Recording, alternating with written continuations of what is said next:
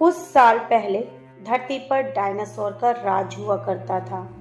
झुंड में जब ये डायनासोर चलते थे तो धरती पर तूफान मचा देते थे। डायनासोर काफी विशाल हुआ करते थे। शायद अगर आज यह विलुप्त ना होते तो धरती पर मानव जीवन भी संभव नहीं हो पाता। डायनासोर ने हमारी धरती पर 14 करोड़ साल तक राज किया। डायनासोर के 1000 नस्लों में से कुछ शाकाहारी थे तो कुछ मांसाहारी थे। डायनासोर धरती पर अच्छे से फल फूल रहे थे, लेकिन जब हम डायनासोर के बारे में सुनते हैं तो हमारे दिमाग में यह सवाल जरूर आता है कि डायनासोर का अंत कैसे हुआ होगा, डायनासोर कैसे मारे गए होंगे। यह वह सवाल है जिसका जवाब हर कोई जानना चाहता है। आखिर इनके साथ ऐसा क्या हुआ कि पृथ्वी से डायनासोर की प्रजाति का ही खात्मा हो गया। डायनासोर के साथ हुई घटना को बहुत अच्छे से जानना होगा, तो चलिए दोस्तों हम 6.5 करोड़ साल पीछे चलते हैं। उस समय हमारी पृथ्वी का मौसम बहुत ही खुशनुमा हुआ करता था। यहाँ चारों ओर हरियाली ही हरियाली थी। ठंडी हवा के साथ सूरज की किरणें धरती पर कुछ इस तरह से गिरती जैसे मानो जगह जगह मोती चमक रहे हों। डायनासोर बड़े सुख और चैन के साथ अपनी जिंदगी व्यतीत कर रहे थे। उस वक्त धरती पर उनका राज हुआ करता था। उनके साथ धरती पर एक जीव और पनप रहा था जिसका नाम मैमल्स था। वह आज के चूहों की तरह दिखता है और वह एक स्तनधारी जीव था। दरअसल मैमल्स हमारे पूर्वज थे। इन्हीं जीवों से विकसित होकर आज इंसान अस्तित्व में आया। यह जीव डायनासोर के डर से अपने बिलों में छुपकर रहा करते थे। उनकी इसी विशेषता के कारण आज हम लोग इस धरती पर मौजूद हैं, क्योंकि उस समय अब तक की सबसे बड़ी तबाही आने वाली थी। डायनासोर अपने वंश को आगे बढ़ाने के लिए अंडे देते थे, मगर मैमल्स अंडे नहीं देते थे। उनका यही गुण हमारे अंदर विकसित हुआ। वह अपना जीवन आराम से व्यतीत कर रहे थे। उन्हें इस बात का जरा भी अंदाजा नहीं था कि अगले ही पल क्या होने वाला है। उस वक्त 180 किलोमीटर व्यास का एक एस्टेरॉयड हमारी पृथ्वी पर हमला करने के लिए बहुत तेजी से उसकी ओर बढ़ रहा था। पृथ्वी के ग्रेविटी क्षेत्र में आते ही उसकी स्पीड और बढ़ गई और इसकी स्पीड इतनी ज़्यादा हो जाती कि यह 7000 प्रति घंटे की रफ्तार से पृथ्वी के एटमॉस्फेयर में एंटर करता है। जब यह एस्टेरॉयड धरती के वायुमंडल में आता है तो घिसड़ की वजह से आग के गोले में तब्दील हो जाता है।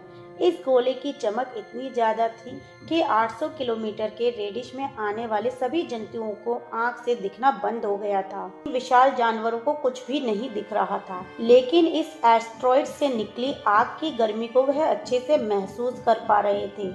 कुछ ही समय बाद यह गोला मैक्सिको की खाड़ी में टकराता है और बहुत बड़ा टकराव होता है। यह टकराव 10 हाइड्रोजन विस्फोट के बराबर होता है। की वजह से धरती की लाखों टन धातु अंतरिक्ष में चली जाती है। यहाँ पर यह विस्फोट हुआ था, वहाँ 180 किलोमीटर चौड़ा गहरा गड्ढा बन गया था। इस जगह पर मौजूद मेटल और पत्थर आसमान में जाकर धूल के बड़े बादलों का रूप ले लिया। यह टक्कर इतनी भयानक थी कि इस वजह से भूकंप की तरंगे धरती के कोर में जाकर कई किलोमीटर गहराई तक चली गई। इसी कारण धरती पर समुद्र में विशालकाय लहरें उठने लगी और चारों ओर से धरती पर सुनामी की लहरें आ रही थी। भयानक विस्फोट से इतनी अधिक मात्रा में रेडिएशन उत्पन्न हो रहा था जिसके अगर उस वक्त कुछ सुनाई दे रहा था तो मरते बिलखते जानवरों की चीख। इस महाविनाश में कुछ उड़ने वाले डायनासोरों ने अपने आप को जमीनी खतरों से तो बचा लिया था, लेकिन उन्हें यह नहीं पता था कि यह तो महाप्रलय की शुरुआत है। इस महाविस्फोट की वजह से लाखों टन मेटल, पत्थर और धूल अंतरिक्ष में गई और धरती के ग्रेविटेशनल पोल के कारण करीब 10 मिनट बाद आग के गोले के रूप में धरती पर वापस आने लगी, जिस कारण धरती पर मौजूद विशालकाय डायनासोर आग के गोले से बुरी तरह जलकर राख हो गए। इसके साथ ही धूल का बहुत ही बड़ा बवंडर 6000 किलोमीटर प्रति घंटे की रफ्तार से धरती की ओर बढ़ रहा था। यह धूल के बादल कई किलोमीटर मोटे थे, जिस वजह से सूर्य की रोशनी धरती पर बिल्कुल भी नहीं पहुंच पाई। सूरज की रोशनी धरती पर न पहुंच पाने के कारण पृथ्वी पर मौजूद सारे पेड़ पौधे सूख कर खत्म हो चुके थे। धरती का हाल नरक जैसा बन चुका था। इस भयानक बादलों ने धरती को चारों ओर से ढक लिया था। अगर उस वक्त हम इंसान धरती पर मौजूद होते तो हमारा नामो निशान तक मिट गया होता। इस भयानक विस्फोट को हुए 90 मिनट ही हुए थे। उसके बाद धरती का तापमान 200 डिग्री सेल्सियस तक पहुंच गया था, जिस कारण इस महाविनाश के इलाके से कोसों दूर स्थित डायनासोर भयंकर गर्मी से अपने आप को नहीं बचा पाए और उन्होंने गर्मी में तड़पते हुए अपने प्राण त्याग दिए। इस महाप्रलय में हजारों जीवों की जान गई। कुछ साल पहले जिस जगह पर हंसते बिलखते जीव हुआ करते थे, अब वहां मातम ही मातम छा गया। सारी जमीन शमशान में तब्दील हो गई। एक रिपोर्ट के मुताबिक धरती पर मौजूद 90% प्रजाति का खात्मा हो चुका था। पृथ्वी पर रहने वाला 25 किलो से ज्यादा वजनी हर जीव जलकर खाक हो गया था।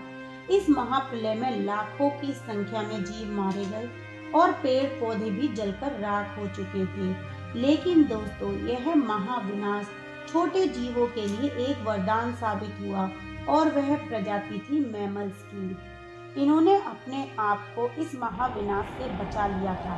भयंकर गर्मी से बचने के लिए इन जीवों ने अपना बसेरा धरती के नीचे बना लिया था और अपने आप को जीवित रखने के लिए सब कुछ खाना शुरू कर दिया था।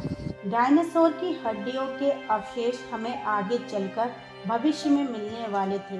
इन अवशेषों को देखकर हम अंदाजा लगा सकते हैं कि उस समय का यह महाप्रलय कितना खतरनाक रहा होगा और हो सकता है कि आने वाले समय में हम इंसान भी डायनासोर की तरह ही महाप्रलय का शिकार हो जाएं। मगर दोस्तों, आखिर ये मैमल्स इस महाप्रलय से कैसे बच गए? यह धरती डायनासोर से तो मुक्त हो चुकी थी, लेकिन यह इंसान धरती पर कैसे आया? दोस्तों, इसके बारे में हम जानेंगे अपनी अगली वीडियो में। लेकिन उसमें से एक डायनासोर बचा और वह तड़पता रहा। तड़पते तड़पते उसने फैक्ट्स के चैनल को सब्सक्राइब कर लिया।